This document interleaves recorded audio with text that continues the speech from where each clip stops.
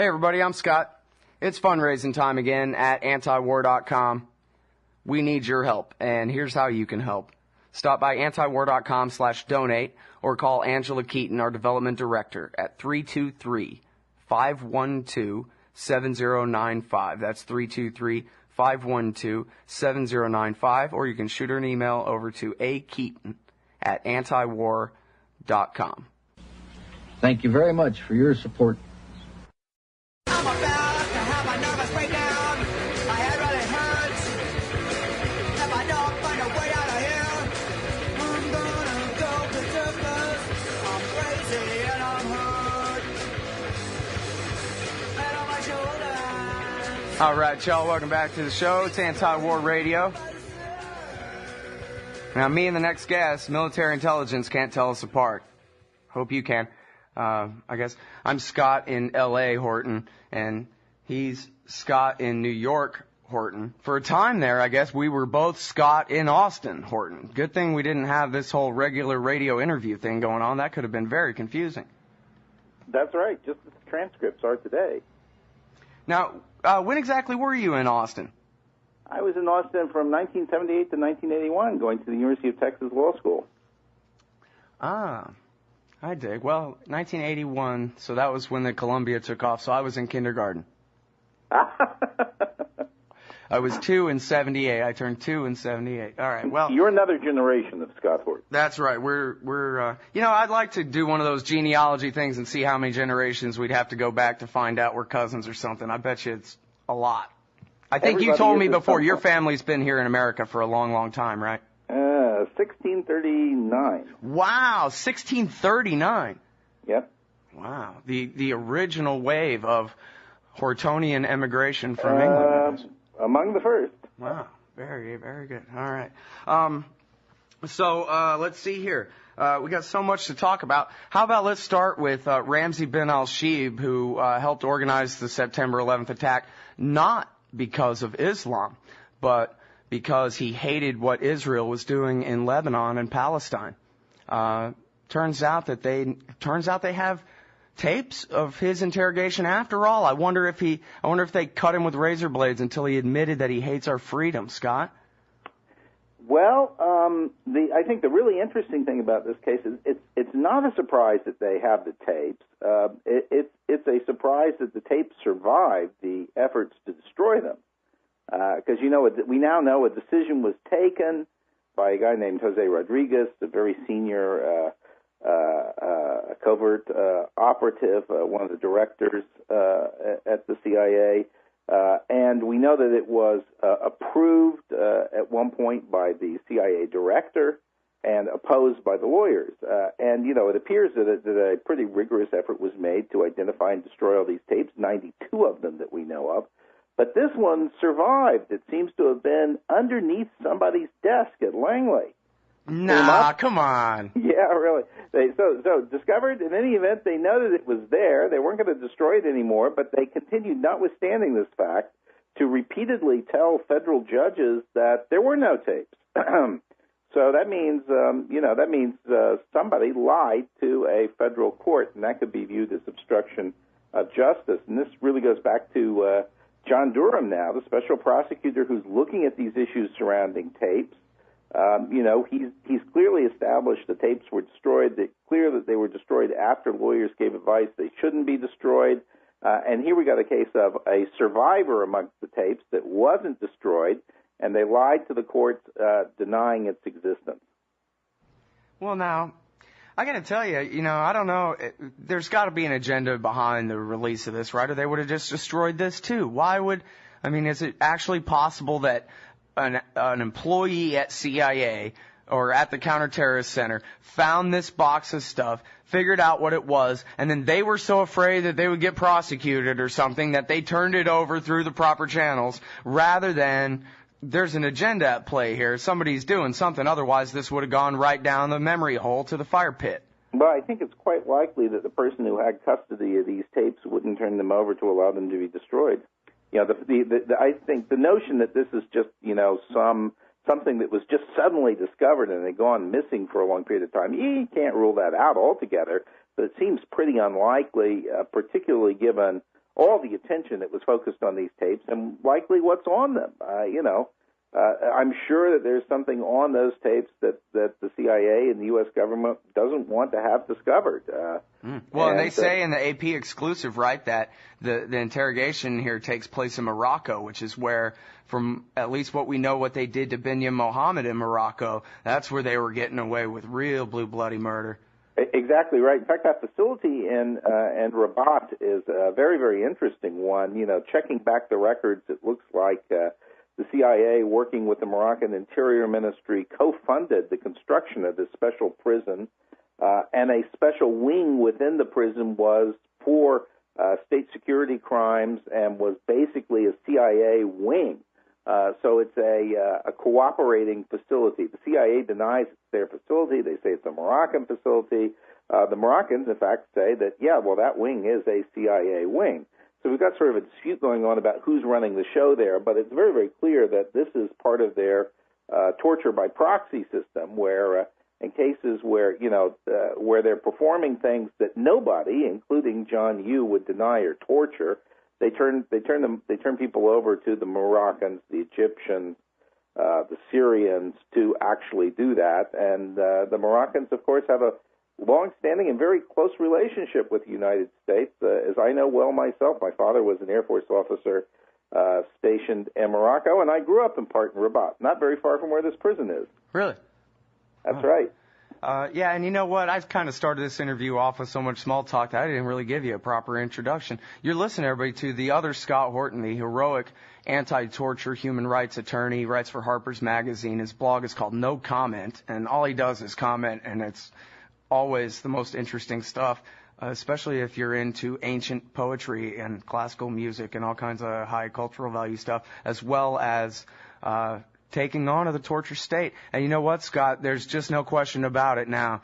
You are 100% right that all of the push should not have been for John Durham, this prosecutor, to look into the torture. All the push should have been first for a torture commission so that this truth would be coming out and staying in the news and making people angry and wanting to do something about it. Right now, this is the furthest thing from a political issue. We are looking forward, not back.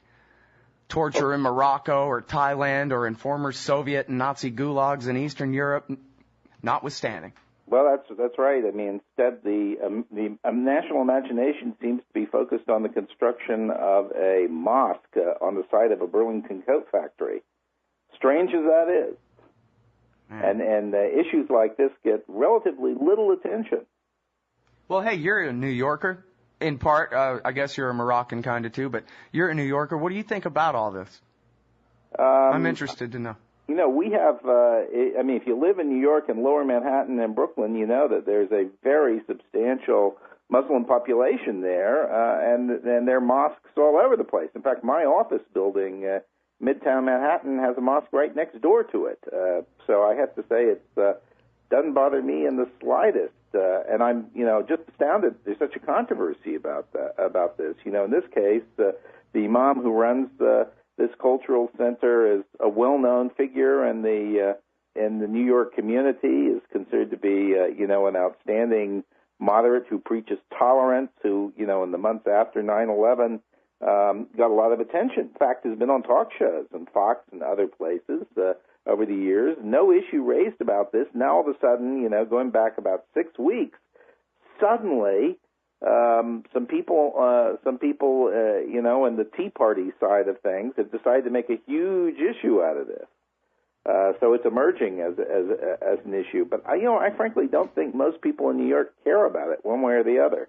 That's good to hear, and that's pretty much what I assume too. That they're just shrugging about this, wondering why a bunch of people who don't even live in New York are also worked up about it. But you know what? There's so many different angles here in terms of freedom of religion and property rights and everything else. But the thing that's really getting me is it seems like it would be just as easy narrative-wise, for the right wing or really anybody in the American government to just say, hey, look, we're America, and that means we're a tough guy. And yeah, you know what? We did take a real tough one on the chin, but it was a sucker punch. And you know what? We got our revenge, and we're all right. And And you can't bring us down, but instead it's like this whole country is the Oprah Winfrey show. And we're all just supposed to endlessly be crying about our feelings, about what victims we are. Like being a victim and a hero is the same thing or something. Well, why can't we just be tough? It's all rhetoric anyway, you know?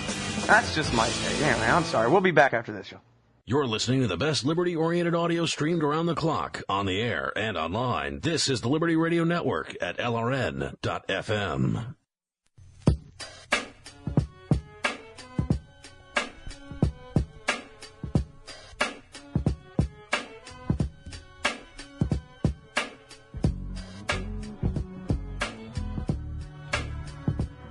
All right, y'all, welcome back to the show. It's Anti-War Radio. And listen, you guys need to not trust WikiLeaks at all anymore, and you need to never believe for a moment that the motives of the people who run WikiLeaks are centered around, you know, journalistic ideas of getting truth out to people, because it turns out that guy Assange is an evil rapist. That's what I heard on the news. Isn't that right, Other Scott Horton? Well, that's right. That was up on the news for a complete 24-hour cycle. And so it's true, right? No, it's not at all true. But you heard it on the news. Oh, okay, so those are different. All right, let's start with that. Okay, so the truth is something different than what I heard on the news at first there. Go ahead. That's right. So we had a spectacular story break in the evening on Friday to the effect that the arrest of Julian Assange had been ordered by prosecutors in Sweden. He'd been accused by not one but two women of having raped them. Well, it must be true if there's two of them. I mean, one of them could make it up, but two women making up the same story about a guy? Nah. Well, one day later, the prosecutor investigating it concludes that, no, there's actually no basis to these claims. And then the next day, one of the alleged claimants gives an interview in a major Swedish newspaper in which she's backpedaling furiously, saying, no, she never accused him of raping anybody. That was just a misunderstanding. It was just that she had some issues with his personal sexual practices. Mm-hmm. And so that's not a crime in Sweden? Or what's the deal? Well, evidently they're going to continue to investigate it as a question of unwanted sexual contact, which is, I'd say, a rather minor offense. But the prosecutors suggested they're not even sure it's that at all, and they quashed the arrest warrant. And they have indicated a lot of suspicion about the people who've made the claim. So Assange himself responded almost immediately, saying that this was a dirty trick that was being played by a foreign intelligence service. He pointed a finger at the Pentagon. And I have to say, if you look at the media in Europe, especially in Sweden, it's pretty much filled with those charges. I mean, a lot of people looking at this saying, yeah, this looks like the handiwork of some foreign intelligence service, like maybe the CIA. But of course, we don't know. We don't know who put these two women up to their strange little tale. For the moment, I think it's backfired. And Assange has stated, in fact, sources in Australia have backed him up, that Australian intelligence warned him to be wary of honey traps. A honey trap is something used by intelligence services for decades. It's where an attempt is made to entangle someone in a sexual encounter, and then that's used to blackmail or tarnish reputations. A well-established trick. Evidently, Australian intelligence had word that something like that was going to be used against him. And lo and behold, here we have these incidents and these claims. Yeah, I know. Well, you go back and you look at recent history. They've successfully entrapped, it looks like, apparently I should say, they've successfully entrapped Scott Ritter, who's otherwise would be the most credible anti-war voice in this whole society, in sex game stuff. And there was, if you remember back, I remembered this only because I went back and looked at Just Ramondo's article from 2002, Target Scott Ritter. And he makes reference in there, remember this, the weapons inspector who was involved in Iraq and who was much more truthful and honest and upfront than Hans Blix and them. And they outed him for liking to go to S&M clubs or something like that, as though that had anything to do with what his actual job was or whether what he was saying about his job was true or not. And it was just enough to create the pressure to get him out of there, and of course it worked. So I guess the lesson is, if you're taking on the war party, get married or never get lucky again, because they're looking to set you up. Well, I think, the Ritter case is a striking one. I mean, actually, if you go through historically, there are dozens of cases like this. And the sexual innuendo is considered to be particularly good because, it can damage somebody's reputation. So people don't pay any attention to him anymore. Oh, this person's a child molester or something. And I think in this case, certainly it has all the looks of an attempt to sully him with sexual innuendo, and it seems to match perfectly the game plan. Remember, the Army Counterintelligence Center put together a 32-page memorandum, this is just a few months ago, in which they advised Secretary of Defense Gates how to deal with WikiLeaks. And they proposed a strategy for taking WikiLeaks down. And in this memo, they identified Julian Assange as a target. They described his acts, that is, his publication of these leaks, as criminal acts. And they said the U.S. government needs to pursue successful prosecutions that destroy the center of gravity. And they also talked about damaging or destroying the reputation of WikiLeaks. So when Julian Assange says that this looks to him like something the Pentagon might have done, I think one thing, we don't really have evidence that shows the Pentagon did this. On the other hand, this does perfectly match the Pentagon's published game plan for how to deal with WikiLeaks. Mm-hmm. And, as Just Ramondo points out in his article today, the whole sexual thing is really an American hang-up. It's that Puritan influence here, where really around the rest of the world, sexual smears aren't nearly as big of a deal. But here it just makes someone beyond the pale immediately. I mean, this is how they justified burning all those children at Waco, as they said that Koresh was touching them. Well, yeah, I wouldn't say around the world, but I'd say in Europe that's the case. I mean, the Europeans have... Oh, yeah, I guess I should speak a little more narrowly. You can go to places like Africa and South Asia where people are every bit as hung up, I suppose you'd say, as the Americans are on sex. But the Europeans, especially Sweden, of course, is notorious as a promiscuous, open society. In fact, if you've ever spent some time in Sweden, it's not really quite as promiscuous as it's made out to be. I mean, most Swedes are Lutherans, and they have pretty conventional morals, but nevertheless, society as a whole is, rather more accepting. Yeah, so anyway, that was Justin's point, was that's what makes him, suspect more so that this is a Pentagon or a CIA invention directed at an American audience. And you know what? The leaks on WikiLeaks are downloadable right now. It doesn't matter what anybody says about Julian Assange, does it? They got all your liberated, classified information in order by country. Go and check it out, everybody. And, by the way, our friends at the Department of Defense are not denying that these are the genuine thing. They're accepting that. They've leveled very, very heavy charges at Julian Assange, saying that he's got the blood of American collaborators or informants on his hands. But then again, they had to come back last week and say, well, actually, they can't identify a single person who has died as a result of these publications. So that's evidently that's phony blood. Yeah, well, and I thought it was hilarious that accusation actually came from it was the chairman of the Joint Chiefs of Staff who said that, right? As the headlines read, right. Dozens of women and children dying every day over there at his hands. That's right. And when pressed for evidence of this, they had to acknowledge that, well, actually there isn't any.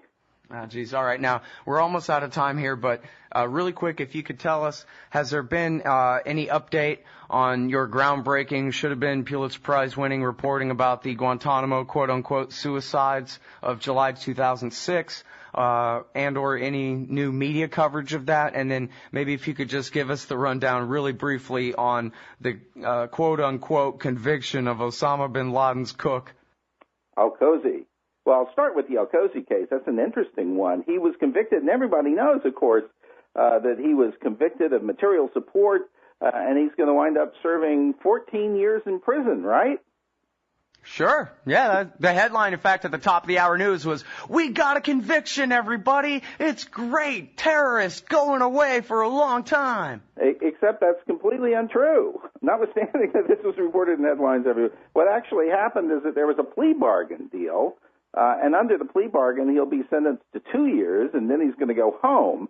And the prosecutors insisted that for public media consumption, this 14-year sentence would be trotted out and would be in the headlines everywhere, and nobody could contradict it, even though they know that that's not the plea bargain sentence. Yet again, tremendous machinations to deceive. Who's being deceived here? The American public. The only people who are being deceived. With respect to the suicides cases, we've got more information coming up. Well, actually, you know what?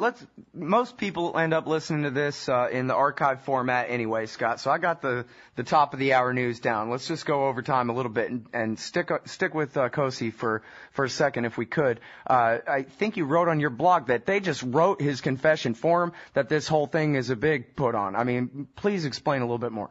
Well, that's right. I mean, I've talked to lawyers who were involved in the plea bargain process, and they tell me that this confession that was read very dramatically in court was negotiated, they say, with the prosecutors, which is to say that the prosecutors stipulated exactly what he was going to say in the confession. That is, it was ghostwritten by the prosecutors. It's not really a free or fair statement. And the prosecutor himself or theirselves told you this? Well, I'm not going to identify specific sources in this case, okay. But I'll say it's lawyers who were involved in the case that told me this. Good and enough I for would me. say it's not an unusual practice. I mean, if you're involved in these sorts of things, you know that the prosecutor gives up on the sentence, so they gave up down to 2 years on this case. And what did they get in exchange? They wanted some powerful stuff for the news. They wanted 14 years, and they wanted this confession showing his deep involvement, when in fact what he did was he was a short-order cook. That's about it. As I noted, if you go back and look at the end of World War II, that, the cook for Adolf Hitler, was held in prison overnight one day, and they asked him some questions. That was it. But here, what this really points to is, who do they not have? They don't have Osama bin Laden. They don't have Ayman al-Zawahiri, the two big names they really need. So instead, this prosecution effort's being launched with really small fry. I mean, people like al-Qadr and al-Qozi.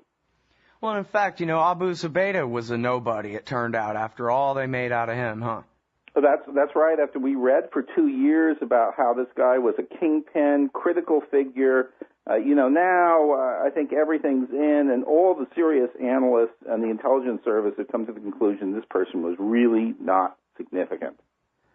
So I think there was tremendous pressure, political pressure on the Bush administration that's carried over into the Obama administration to claim they got big, important people, basically to justify themselves. But, the facts are really pathetic. That is, they're two really powerful figures, and three if we add Mullah Omar from the Taliban. And, we haven't succeeded in capturing any of these people. It's a horrible failure. Yeah, and you know what? Before, I guess it's a kind of meaningless segue. It's not very good, but it's still my favorite George W. Bush quote you just reminded me of. I believe it was Ron Suskind that reported that Bush had an argument with George Tenet about Zubaydah when Zubaydah explained to George Bush that he was a nobody. And Bush said, "You're not going to make me lose face on this, are you?" And insisted that the CIA continue with the lie that he was some big shot. And if you want to comment on that, fine. Otherwise, please go ahead with the Gitmo quote-unquote suicides. Well, I think that's exactly right. I mean, really, the American public wind up being victimized over and over because so much of what they do is geared to making politicians look good in the eyes of the American public and not making us safer and not actually picking up the really big culprits. So disaster.